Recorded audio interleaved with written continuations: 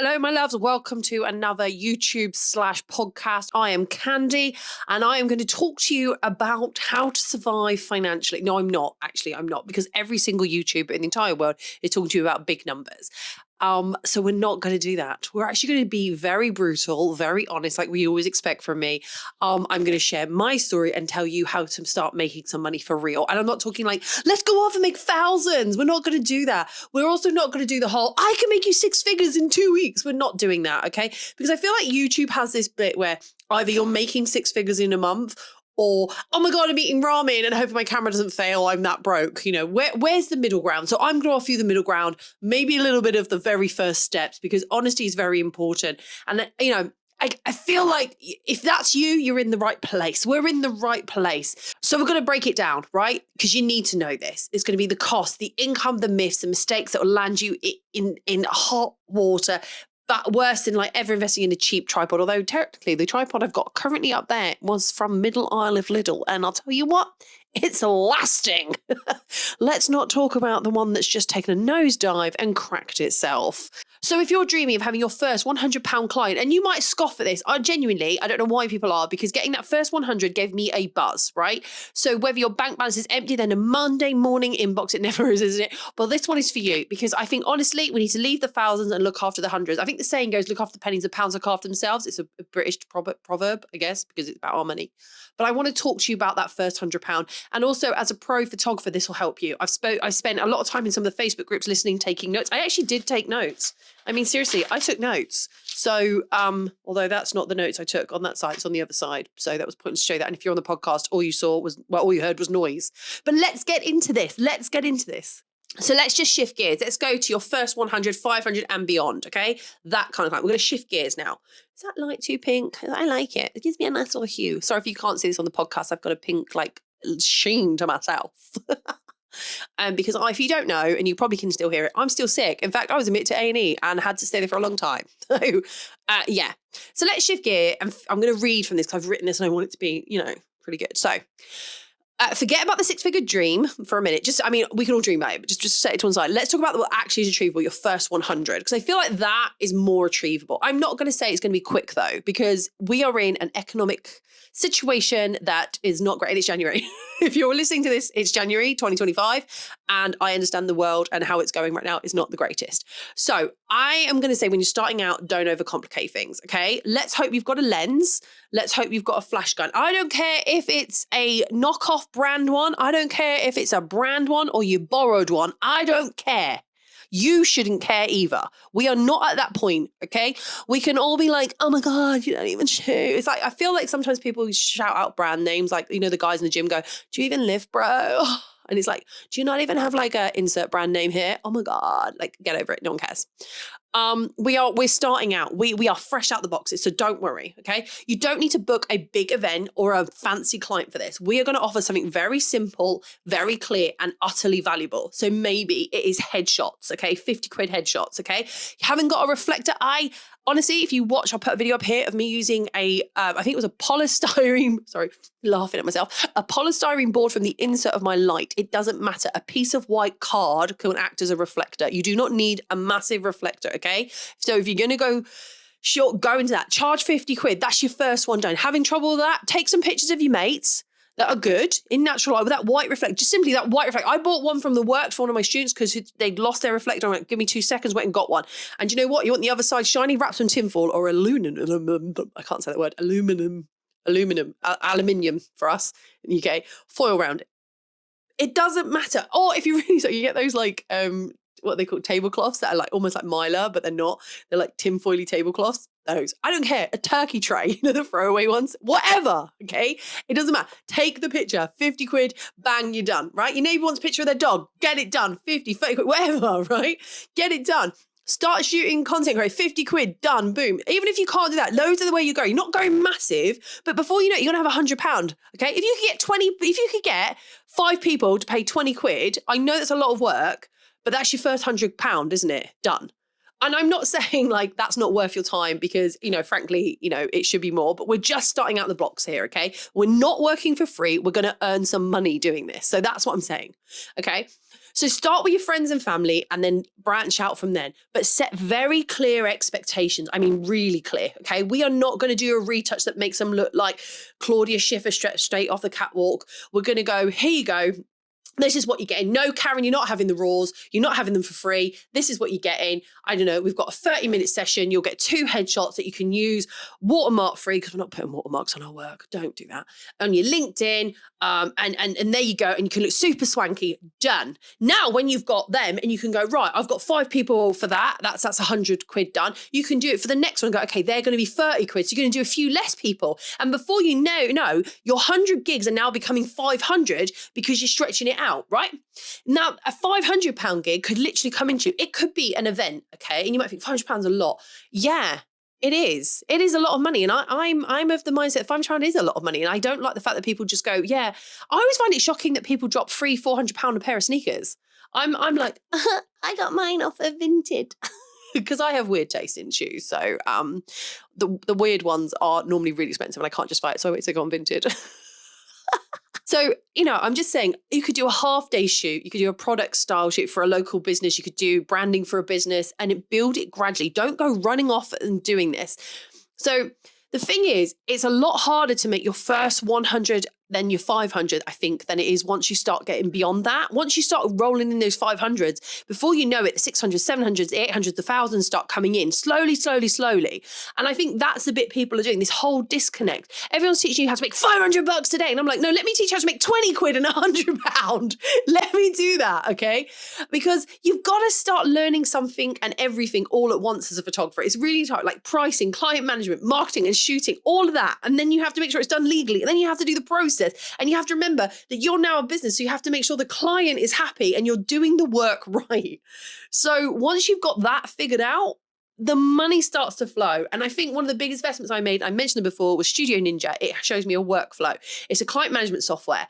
It has the contracts, the invoices. I already give this very professional look because they have a client portal. Every one of my clients, when they have a photo shoot, have a portal they go into, and bam, right there and there is everything they could want, everything they could need, all in one space, and it looks good. Now, I have an affiliate link and you can have a look at it. It's in the description below. And I'm not saying you need to go run and do that, but when you look at it, as you want to get better, you need to ensure that your entire client management, the way in which you deal with your clients, starts to reflect it. Because, it's all well and good. Oh yeah, I'll just send it to you over on Dropbox. Or, oh, can I send you, I'll print this contract out and then you can sign it. Just do it all online. Done. Busted. Done. And if you want to present your images, I have Pixieset, again, affiliate link if you want, it's below. They can see the images and I make sales. And again, I'm having sales on top of what I've already sent. So I'm like, hey, you have your digitals and the sales. Done. Happy. Everyone's happy. I'm making money. You're happy. I'm happy. Everybody's happy. I hope.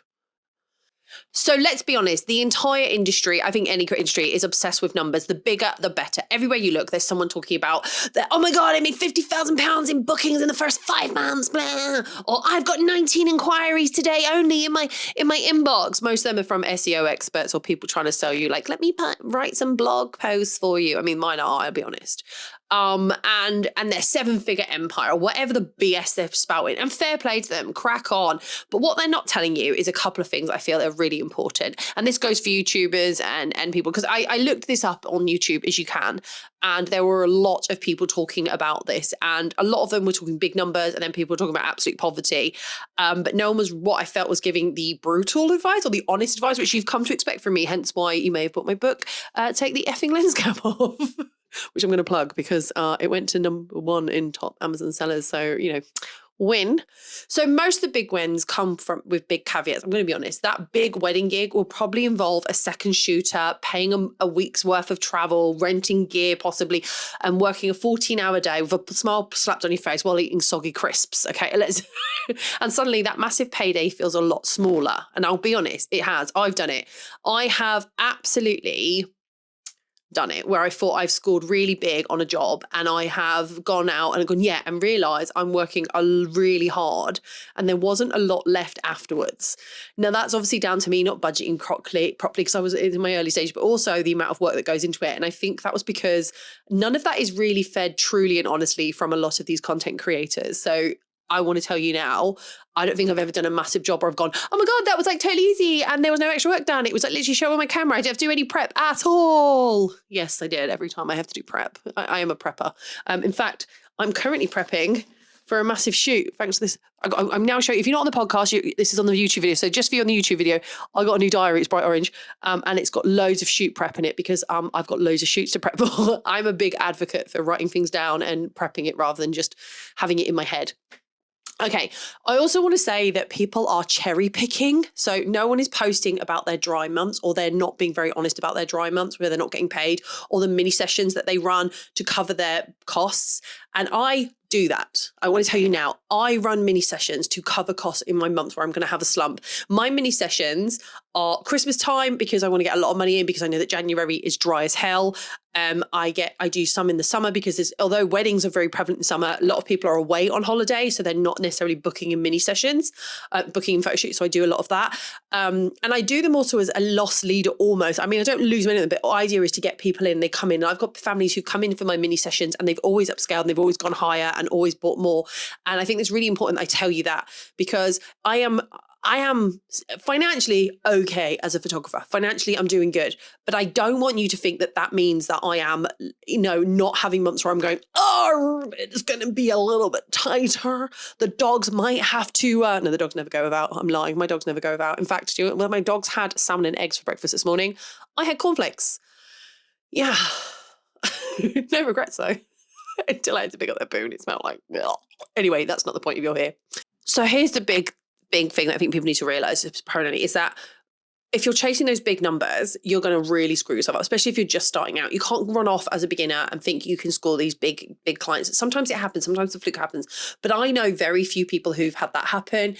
And you kind of set yourself up for disappointment. And so you need to start smaller, and that's building confidence and stop believing the hype. You might see all these big YouTubers running around and they're like, look at him, he's traveling there, look at that, he's got his own bag deal, blah, blah, blah. Yeah. But for the most of us, we haven't got that. So now I want to call this the unsexy part. So it's about expenses, because I'll be damned. People really gloss over the expenses, don't they? They really gloss over it. And I, for one, am this is where I become a bit of a nerd. My friends do laugh at me. I keep a spreadsheet of when my renewals are going to happen, how much they're costing me, and I barter. Believe me, I barter Adobe. I want to appreciate the latest barter we had. Thank you so much. I'm not going to go into it, but I appreciate you. But I shop around. I love it. Now, being a photographer is bloody expensive. I don't care what anyone says. You can't just buy a camera and say, that's it, I'm done for the day. I've got one camera, that's it. Because you need to have lenses. There's lighting, editing software, and a computer that won't crash every time you open Photoshop. Believe me, if anyone wants to sponsor me for a laptop or let me test one out, I would love one, because my massive one is great, but it's not that portable, which was completely pointless when you're buying a laptop. There's cloud storage, like storage just for you to have. I mean, God, there's one under here right now. Like insurance, a website, and backups of everything. And just in case, right? For me to do this, I had to buy decent mics. I had to, semi-decent mics. These are quite cute though. I like holding these. I don't know why I keep this on. I don't know, people laugh at me, but I keep it on. I like holding it. It's meant to be clipped. Don't like it clipped. Sorry, I'm talking about my Rode mic if you're not sure what I'm on about. So things that people don't really talk about, but they kind of do, but not enough. So contracts, you need to have a contract. I don't know how else to say this. You don't go to your day job without a contract. So why would you go to any other job without a contract? If you don't know how to find it, you can Google. You need to become autonomy or have some autonomy over this. You need to Google it. Now, I use Studio Ninja, which gives me a predetermined contract that I can alter and adjust. Okay, so that's a great starting block. You can join many of the societies, the BIP, the Societies of Photographers, the Royal Societies of Photographers if you're in the UK, all of these ones, and they will give you templates and you can adjust that, okay? But there is expenses such as insurance. And I'm not just talking public liability, which you should already have. Okay. Public liability, if you're working with the public, you need to have insurance. And believe me, I have seen this go wrong. I was photographing at a wedding and the videographer managed to do some damage to something, and he did not have insurance, and they were calling me, asking me how to proceed, and I was like, I don't know, I've got nothing to do with it. But he was in a very awful place. I know photographers who were out there in the wild photographing with no insurance. Like, who does that? And not even kit insurance. They were like, oh, I've got it on the household insurance, and then they realized the household insurance doesn't cover it. Now, you remember a couple of Aprils ago, should we say I was mugged? That's a nicer way to put what happened to me. And I had insurance. Now, I had them with Policy B. This is in no way endorsed by Policy B, but they cover my ass so well. So well. And I've got a large ass. They got me my money to replace all my kit so quickly. Okay. They literally, I mean, we had the King's coronation, we had like the bank holidays and all the naff in between. And yet I had my money and I was there on the Wex website, blah, blah, blah, blah, buying it and getting it. Have that insurance. This is stuff that people don't talk about. Get the insurance. The other thing is the taxes. I know it's a dirty word. I'm going to say it to you. Taxes are a dirty word. But if you're in the UK, HMRC don't give a hoot if you're still trying to find your artistic voice. They want their cut. Now, we all hate it. There's nothing more true than happens in life than death and taxes. You have to do it. You have to do it. Now, while we're talking about the unsexy truth of expenses, I want to talk about used kit, okay? And I'm going to be really nice about this. There has been some stigma, I don't know what it is, about buying used kit. There are so many places you can buy. The London Camera Exchange, Wex, MPB, those. I've bought from Wex and MPB before. I've yet to buy from London Camera Exchange used. Go have a look. Why are you so ashamed of it? People, I don't understand. I was talking to Felicia's, no, I don't buy that because you don't know what it's like. They have warranties on their stuff. Why are you so pressed? Like, seriously, they're good stuff. Good stuff. They have a great sale on now. No way affiliated with them, but you know, why are you so worried? People are like, no, I can't do it. I would rather buy from any of them than any of the other online places that you can buy. Like, God forbid you bought something off of Facebook Marketplace, or no, I sell myself on Facebook Marketplace, admittedly, but I've been stung before.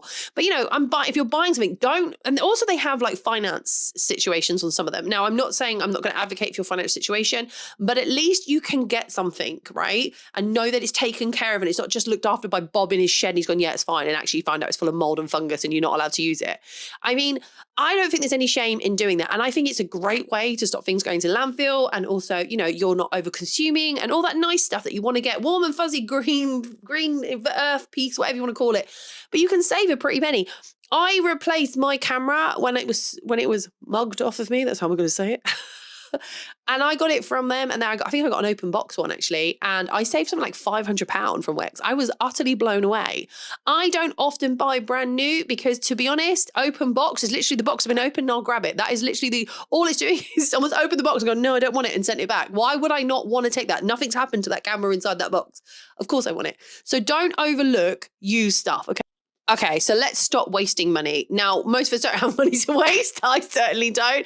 I am not in the realms of Kim Kardashian. I can't drop thousands of pounds on a balloon display for my kids. I mean, I don't have kids. That's probably one of the reasons why I don't have it. And also, don't really like balloon displays. Give me the creeps. Although my friend makes amazing ones. They're really cute and I do like those. Shout out to Paris. Yeah, she does really good ones. Anyway, I digress. So the thing that's going to probably make you feel a bit weird is stop blowing your budget on crap you don't need. Which is weird because as a photographer, a lot of us are paid to endorse certain products. The only products I ever endorse are ones that I actually physically use and ones that I see a benefit from, which is why sometimes I have stepped away from deals, which some people have been a bit shocked at. And also why I partner with who I partner, because they work for my business. And so I'm not saying you should go with everything I do, but I certainly am very careful who I partner with. That's a good thing for me. And you might remember if you watch my Instagram, I got sent a certain product and I unboxed it with you all and then immediately went, this is not for me. This is awful. And I sent it back. And lots of you were like, oh my God, really? And I don't care. Now, the product is not going to be named here, but if you know and you're one of the OGs, you would remember that. And funny enough, a lot of you eventually looked at the product yourself and agreed with me and liked that honesty. So this is why I'm saying to you, if you are listening to this on the podcast, this is the time to subscribe because you know I ain't messing with you and I'm being honest. And if you're on the YouTube, I suggest you subscribe. Another thing I'm going to say is to focus on the marketing. A basic website. I don't give a crap. You don't have to have a complicated one. And some decent branding and targeted social media ads will make you go further than any piece of gear. But I have a little like, okay. I see a lot of photographers teaching people how to do marketing and branding. And I am like, okay. And I do it myself. But what I like to think is when I do mine, if you saw my chat I did at the photo and video show, I'll put it up here somewhere. I am back this March, so do come along. Was about how to stand out, because I was seeing in this saturated market, and it is a saturated market, there are a lot of people literally marketing themselves the same as everybody else because it seemed like they'd gone to one tutor and just decided to do the cookie cutter approach and everyone was doing the same. And it just doesn't make you stand out at all. And there's some great people who teach marketing for photographers. The problem is everyone watches it and then does exactly the same thing. And then the client is sat there with the same type of advert, the same kind of wording and everything. And it's just too much. I'm sorry, it's just too much. There's too much similarity.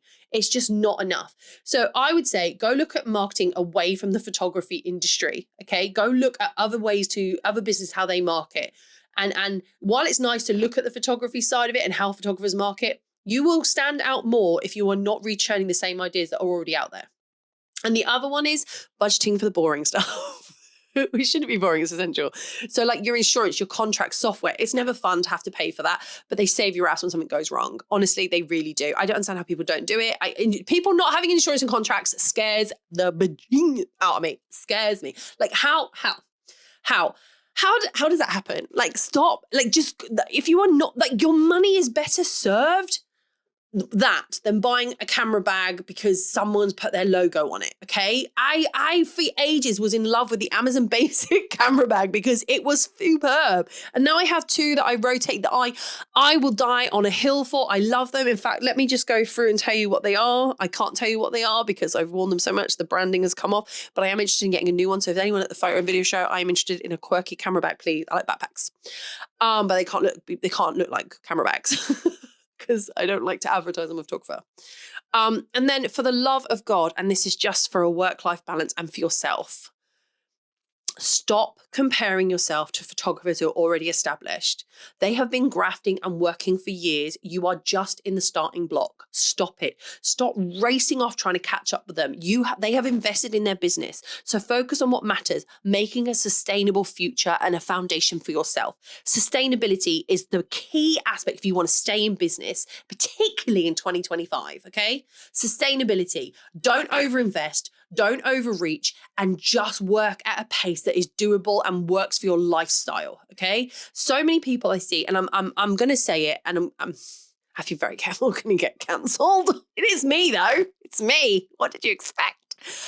I don't care that if you have a family crisis and that means you can't deliver a product. And I know I say that with compassion because as a person, I care, but as a consumer, I don't. That's what I really need to say. As a consumer, I've paid something and I want it, and you're a business. If Amazon failed to deliver to me, I go mad, right? If you've set yourself as a business and you fail to deliver, you cannot sit there and expect your customer to be like, that's fine, because you've gone, oh, sorry, my kid got chickenpox. Now, the person in me will care because I'm not a heathen and I have empathy. But the thing is, you are a business, you need to have contingency plans. If you are doing, I am currently editing for 2 photographers who have got it set up that if they can't get to their work, they can send it to me for editing and I will do the retouch. However, last month, a woman asked me to do all of her mini sessions because she had gotten sick and had 0 contingency. And I said, I've got 4 days I can turn around. How many do you need? 45 sessions, all which were 2.5 weeks late. And some were even 3 weeks late. And one was a month late. And I was like, how? And she said, I just put my head in the sand. Listen, I did the work, but I had to charge a premium because I had to rush a lot of this and it was hard work.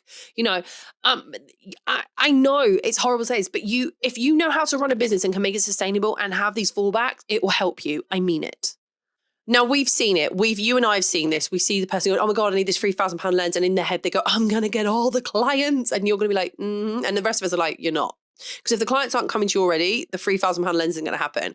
I remember seeing in a Facebook group, a girl was asking to loan someone 70 to 200 because she'd taken on a job role that she didn't have the ability to do, as in she didn't have the equipment, but didn't have the money to go hire something and wanted to borrow somebody 70 to 200. Now I was like, I have one, but I can't risk it leaving me because it's one I use a lot.